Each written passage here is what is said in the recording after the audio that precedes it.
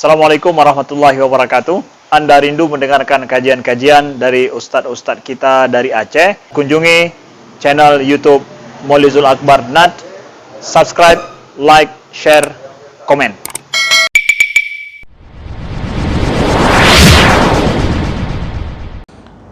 Kalau imam tiba-tiba sakit, jatuh atau stroke,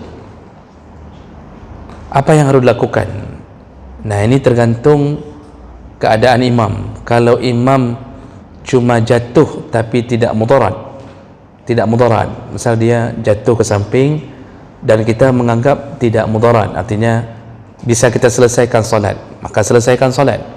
Tapi dalam pandangan kita ini harus segera diselamatkan. Kalau harus segera diselamatkan, beberapa orang itu batalkan solat, karena ada perkara-perkara yang wajib batalkan solat, malah berdosa kalau nggak batalkan solat, terutama pada urusan nyawa sendiri atau nyawa orang.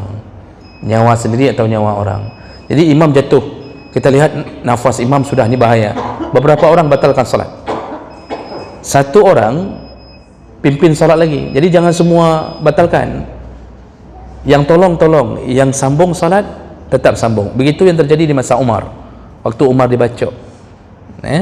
Nah, kalau nggak ada yang peduli sama, jangankan imam, makmum saja jatuh nggak ada yang peduli. Kalau posisinya posisi mudarat, kita bisa berdosa dalam solat kita. Kita solat tapi berdosa, karena wajib batalkan kalau sudah berurusan dengannya nyawa. Nah, jadi begitu kalau terjadi perkara-perkara seperti itu. Nah, sama dengan hukumnya kehilangan harta. Tiba-tiba ada yang lihat pencuri mau ngambil salah satu motor dari sahabat kita, itu teriak maling, itu silakan batalkan solat, tidak mengapa, nanti tinggal ulang.